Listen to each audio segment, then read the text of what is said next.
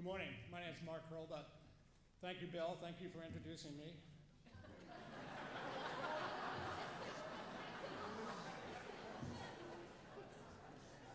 I was supposed to say that, wasn't I gonna? I'm really thrilled to be back here. When I arrived at Derryfield, this school was the same age as the seniors are. You guys sitting on the floor here. No, I guess you're not the seniors, right?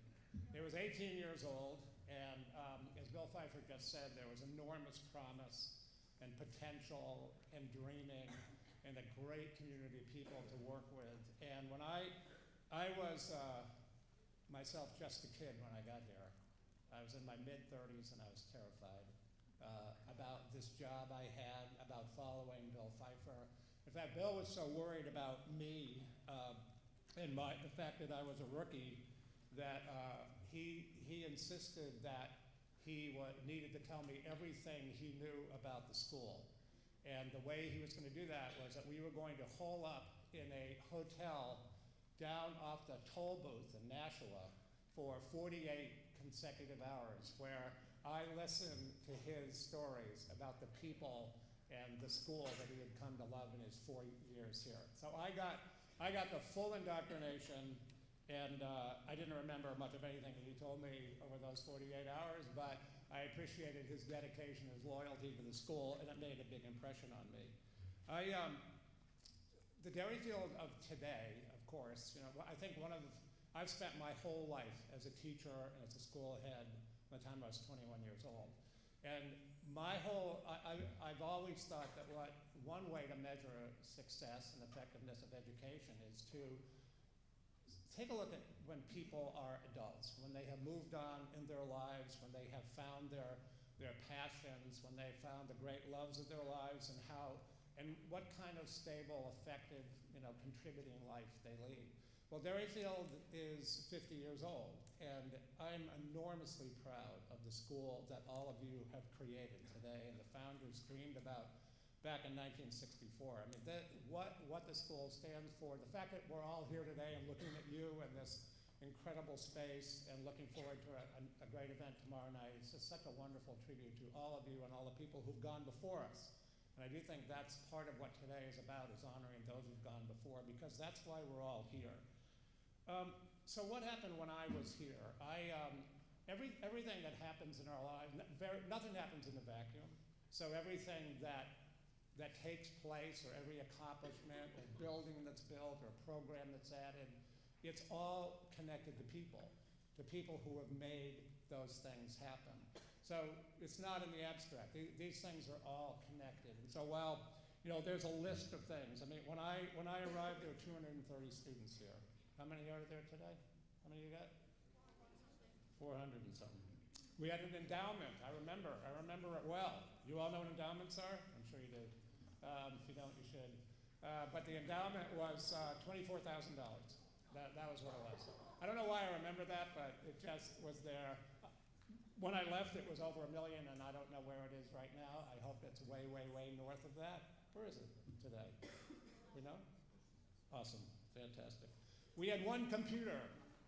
When I got here, there was one computer. There was a digital PDP-8. I think I have that right, don't I, Mr. Holland? A digital PDP-8. It basically would have filled this entire auditorium. This one computer, which could do, it could do a fraction of what this can do. But it was what we had. We had no email. There was no technology. But at the end, when I left in 1993, we were pretty much connected to the outside world, for better or for worse. But the world had definitely changed, and we had changed along with it. There were programs and traditions that were started in my 11 years here. There was no middle school program when I came. Fortunately, in the world of education, a focus on middle school education, and not just calling it junior high and sort of scale down high school, but rather something where middle school students, there's a special need to serve. That middle school program became a very specific entity in the school, and of course now you have the beautiful building. It's new to me, but not to you, of the middle school. There was no advisor program. The advisor program to me was so important in the relationship and the connection between teachers and their students. There were no ISPs. I love that. I know you still do it. I don't know how many of you take advantage of it, but at the Independent Senior Project, a way to make that last little culmination of your senior year meaningful to you, I think is a great thing to do. There was no Grandparents' Day. There was a little controversy around that because there was a worry, well, I don't think kids are going to think it's very cool to have their grandparents come to school. And, but I actually think today, how many people come to Grandparents' Day? 350, yeah. One of the most difficult moments of my tenure as a school head was, I don't know, maybe in our second or third Grandparents' Day, and we had a chair, an honorary chair at Grandparents' Day, an elderly gentleman, and one of the things that we asked him to do was to make a speech at like at 2:50 in the afternoon with school ending at 3, and all the kids sitting in here with their uniforms on because there were games to be played right away as soon as the bell rang at 3 o'clock. And he started with a chronology of his life. And he was probably in his late 80s, maybe in his 90s. And when he got to the Korean War, and he said, oh, I've gotten a little bit ahead of myself. Back in World War II, that's when I got up and I hooked him. And it was extremely awkward, but we staggered on, the kids left, went out and played their games. And I will say that my children who went to the school, their grandparents came to Grandparents' Day, and they loved it. They loved it far more than they liked having their parents in school with them. We started the moving up and moving out ceremony. There was, of course, and we'll hear more about this later, there was no school song, but there soon came to be one. I know how much you love it. There was no Founders' Day. This program today was relatively new. Our first Founders' Day speaker spoke at the gym. And I will say there was a little apprehension then about giving students the microphone, giving students the opportunity to talk about what they loved about the school and what we could do better. And it was a real important moment in our growth as a school that we needed to be able to take the good with the bad, to take constructive criticism, to see it positively, to make changes, and to listen to student viewpoints. And it was very important, and I look forward to the Founders' Day speech today, which has been in preparation for 365 days, a daunting task at hand. We built buildings and acquired land. As Bill Pfeiffer said, the space between the main school building and the gym, when I got here, was pine trees and places where kids sat and had lunch. And then the bulldozers came, and I remember there was some unrest about that. This tranquil area between the main building and the gym was no longer that tranquil, and it became a foundation. But that's what happens. Over time, things become embedded and incorporated to become part of the culture. The library was on the second floor. That was part of that new construction between the main building and the gym. My office, I started with Bill, and where Bill was in the office with the partitions with Mrs. Wall. There was no auditorium. This building did not exist. We held our plays and performances at the Institute in Manchester or at the Palace Theater. Incredibly awkward because sets had to be built on Monday. We had to be out on Saturday night. We had signed a contract. It was a very, very stressful time. And it's hard to imagine the school not without the space. I mean, it was everything we did in the gym. One of the first things that took place in this building, well, it wasn't exactly the first, but it was close to it, was one of our faculty members got this great idea that it would be a good idea to have a faculty musical. And so David Haight took it upon himself. David, are you here somewhere? He is here, I think. Right there. David took upon himself to write a score. It was a takeoff on Grease. We called it Greasy Kid Stuff. And he wrote a score, and we all courageously came up on stage. We charged a whole ton of money for people to come to it. We made a fortune. We had a great time. It was one of the highlights of my time here to be part of the cast of Greasy Kid Stuff. We had commencement was outside. Commencement was sort of in that area where the middle school is now, complete with rain and black flies.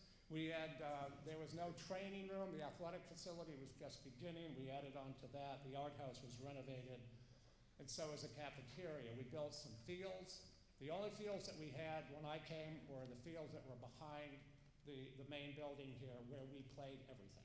We played baseball, softball, soccer, field hockey, and of course, one of the traditions we had was on Saturday morning, without fail, in the fall, we had a faculty-student touch football game.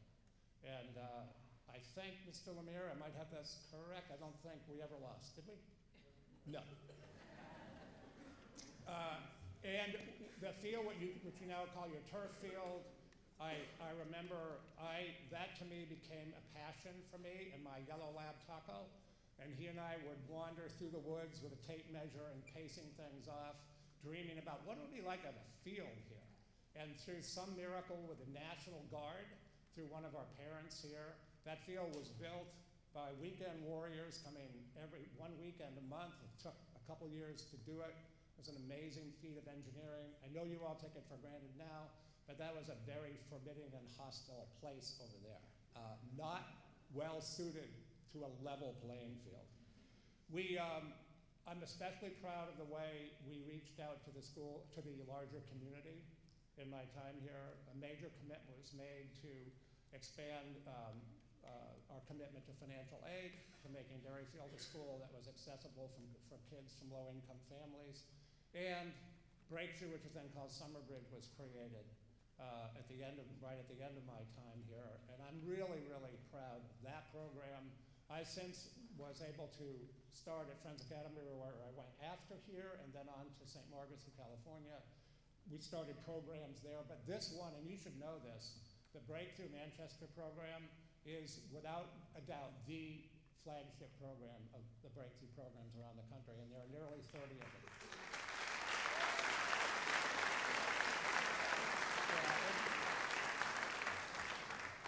It is just an extraordinary thing, and you should be very proud of it. Just a couple more comments. My time here, the 11 years I was here, we saw a huge increase in interest and success in the athletic program. We had one state championship when I arrived. I don't know how many by 1993, but I know we were running out of wall space in the gym. It seemed like a great idea to put a banner up there. But then after 20-some state championships came rolling down the pike, it became a little bit of a space issue. That program and the success of that program, I think, brought great recognition to the school. I think we were taken very seriously in the outside world and all the things that we were doing. There were legendary programs that took place in the 80s and 90s, and I think you know about them, but boys and girls soccer was really, they were dynasties under coaches Pill and Cole. Dennis Holland was, of course, the varsity basketball coach, followed then by Rod Bradley. The lacrosse program began in the parking lot of Brookside Church, Congregational Church, down the end of North River Road. And I know, and congratulations to all of you who've been part of that program. I remember well our first game against the Pinkerton 3rd team. It was a scary proposition, but it launched the program. I have the tennis program here has been very, very successful, largely under the guidance of Bruce Burke. I love going to practice with the team. And I think most significantly, and I think back on my time here, I think what I saw in athletics was the emergence of girls and the prominence of girls' athletics in this school. The boys it was always a strong program, but the girls of the late 80s and early 90s, certainly in my time here, was the best group of girl athletes, student athletes I've ever seen. And that goes until today. And I was enormously proud of what they did, what they accomplished, who they were, and the recognition they brought to the school. Finally, yes, I know, we do. I really am proud of what we've done.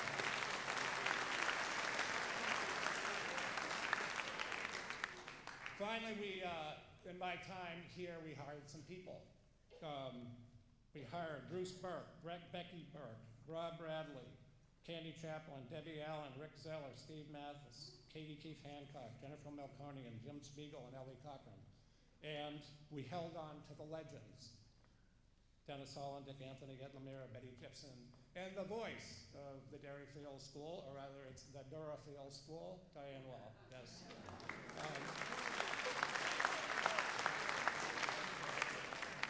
Finally, when I told my kids, my daughter graduated from Derryfield in '93, my son Matt graduated in '92, and I asked them to share with me what their lasting memories of this school were. Could they get it down to one thing?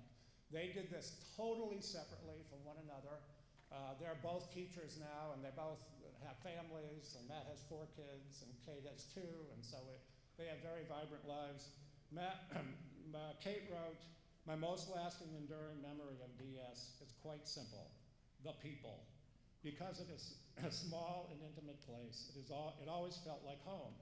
Everyone knew everyone. Students supported each other at games, plays, etc., and teachers came to everything. It's because of this environment that I wanted to teach in a small, independent school. The close-knit community is so special."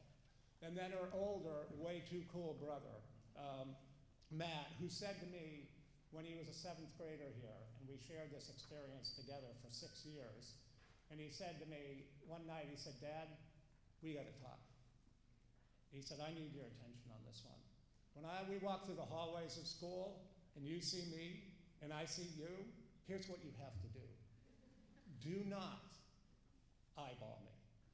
Do not say a word to me unless I say something to you. Then it's fine for you to say hello, but please, no acknowledgement when we walk through the hallways together." My daughter had a very different point of view on that, but that's a whole nother story. But this very cool son, Matt, says, "What stands out to me years later is the meaningful relationships that I and most all students had with our teachers. There were plenty of memorable moments in class and on the field, and also at games and plays and at school-related events. It seemed a given back then that the teachers would always be on hand.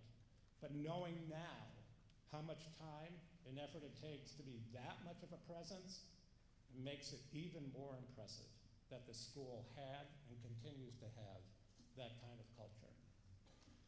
So I thank you for welcoming us back.